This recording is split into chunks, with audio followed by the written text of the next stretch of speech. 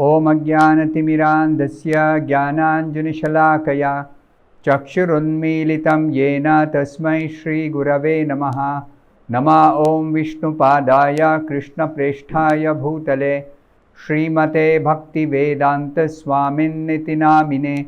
Namaste Saraswate Deve Gauravani Pracharine Nirvishesha Shunyavadi Paschatya Deshatarine.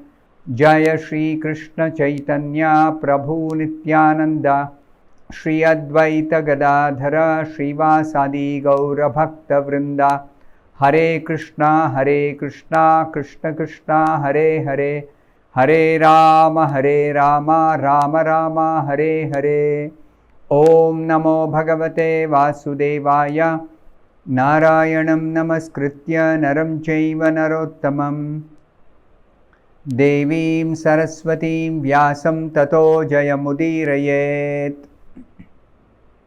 In this session, we'll be discussing from the 40th verse of the 9th chapter of the first canto of Srimad Bhagavatam. Lalita Gati Vilasa Valguhasa Pranaya Nirikshana Kalpitoru Manaha Kritamanukృతవత్య Unmadandhaha Prakritim Agan Kila Yasya Gopavadvaha. The meaning of this verse is, let my mind be fixed upon Lord Sri Krishna, whose motions and smiles of love attracted the damsels of Raja Dhama, the gopis. The damsels imitated the characteristic movements of the Lord after his disappearance from the Rasa dance. This is yet another prayer offered by Bhishma Deva to Lord Krishna. Bhishma is fixing his mind upon Lord Sri Krishna and remembering the different pastimes of Krishna. Smaranam, remembering the pastimes of Krishna, remembering the form of Krishna, remembering the name of Krishna, remembering the qualities of Krishna. This is bhakti. This is practice of bhakti. Here specifically, Bhishma Deva is remembering Krishna's pastimes with his topmost devotees, the gopis of Vrindavan. So in the purport, Srila Prabhupada explains what is the characteristic of the gopis' devotion to Krishna. It is explained by Srila Prabhupada in the purport. By intense ecstasy in loving service, the damsels of Vrajabhumi, that is the gopis, attained qualitative oneness with the Lord by dancing with him on an equal level, by embracing him in nuptial love, by smiling at him in joke, and by looking at him with a loving attitude. The gopis are in a relationship with Krishna in conjugal love. Conjugal love means love between opposite genders. Actually, Krishna is the only male and everyone else is female. Krishna is the only Purusha, everyone else is Prakriti. So, this love between Krishna and the devotees is natural, is our constitutional position. So, among the devotees of Krishna, the topmost devotees are the gopis. Now, Srila Prabhupada says the relation of the Lord with Arjuna is undoubtedly praiseworthy for devotees like Bhishma Deva, because Arjuna's friendship with the Lord was very, very intimate friendship. It was transcendental relationship. not material friendship. But the relation of the gopis with the Lord is still more praiseworthy because of their still more purified loving service. Now, how is gopis' devotional service more purified? To understand that, Srila Prabhupada explains that according to Lord Chaitanya Mahaprabhu, Ramya Kachid Upasana Vrajavadhu Vargena Ya Kalpita. The meaning of this is what Chaitanya Mahaprabhu says about the gopis' devotional service rendered to Lord Krishna. There is no better method of worship than the system invented by the gopis. Worship of Krishna. The best method of worship is that which was performed by the gopis of Vrindavan. So, the gopis' invention of worshipping Krishna was to remain always Krishna conscious without any material profit. That is the super excellence of the gopis. Super excellent devotional service. They never expected any return from Krishna. That was not their business. Their attitude was not like, Krishna, we have done so much for you. Can you give us some benediction, Krishna? No. They never expected any benediction from Krishna.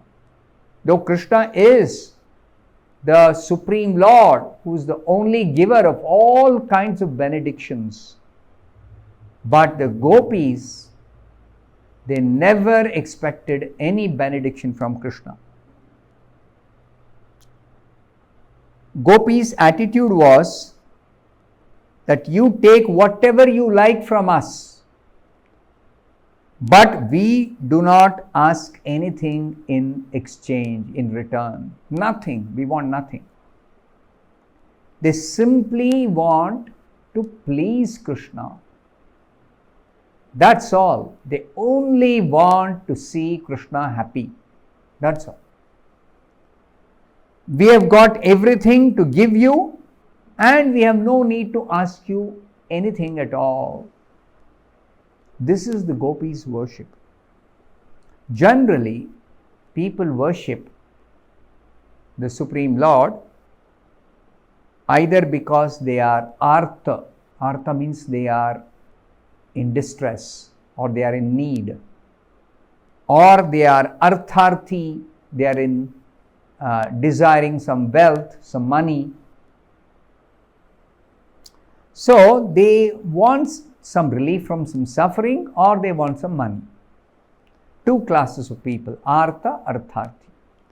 And another two classes of people who also worship God, Jignasu and Jnani. Jignasu means they are inquisitive to know what is this God or who is God. Curiosity. And Jnani are the ones who are after pure knowledge of God. In any case, all these four categories of persons who approach Krishna, they are classified as devotees, but they want something in exchange for their worship, for their devotion. They want something. Whereas the pure devotees do not want anything in return for their worship or in return for their service to Krishna. Because they are approaching Krishna, even such devotees who want something in exchange are classified as devotees. And they do get some spiritual benefit because of approaching Krishna. But they are not pure devotees.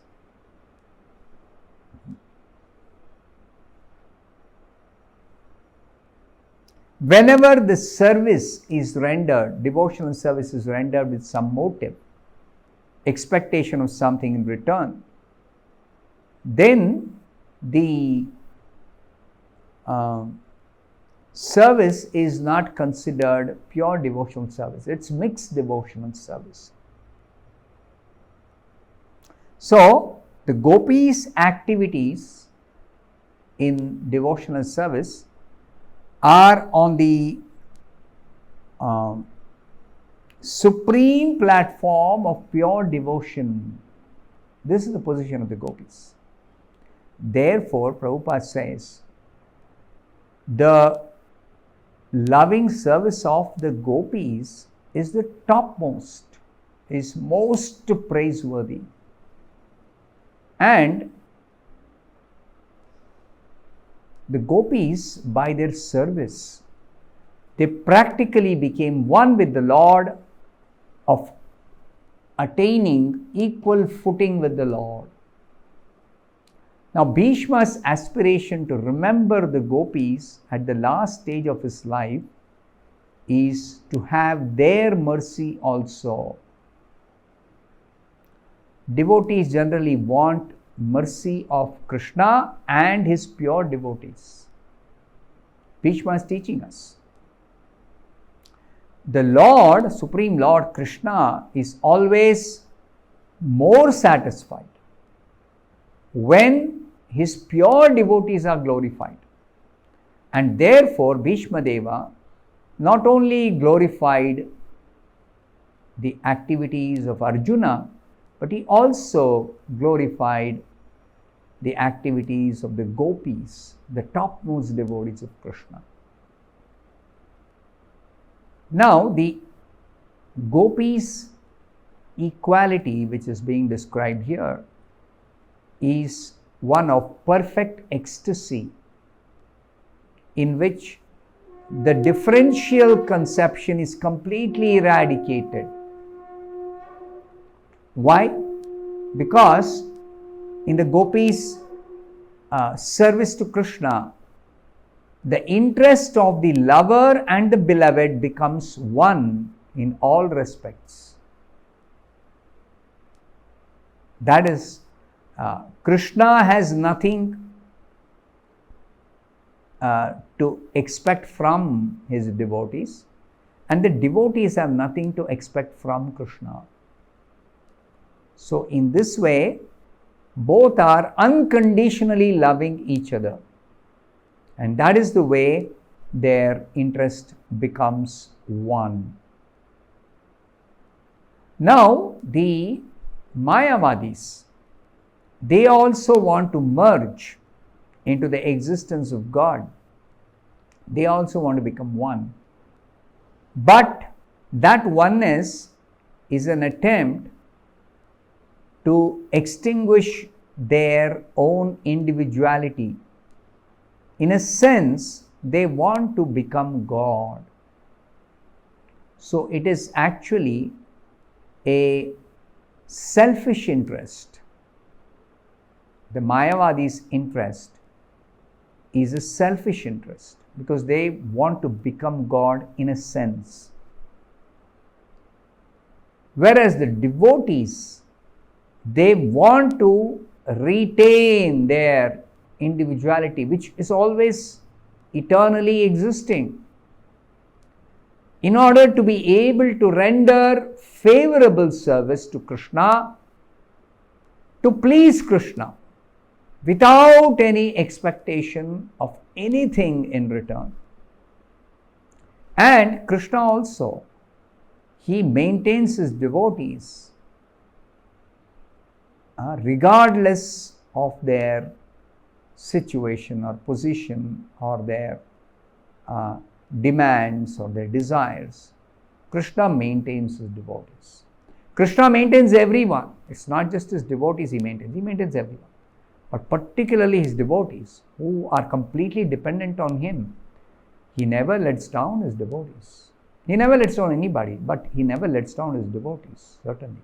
even if the devotees don't have any demands. So such devotees are being glorified by Bhishma Deva. I'll stop here. Thank you very much. Hare Krishna.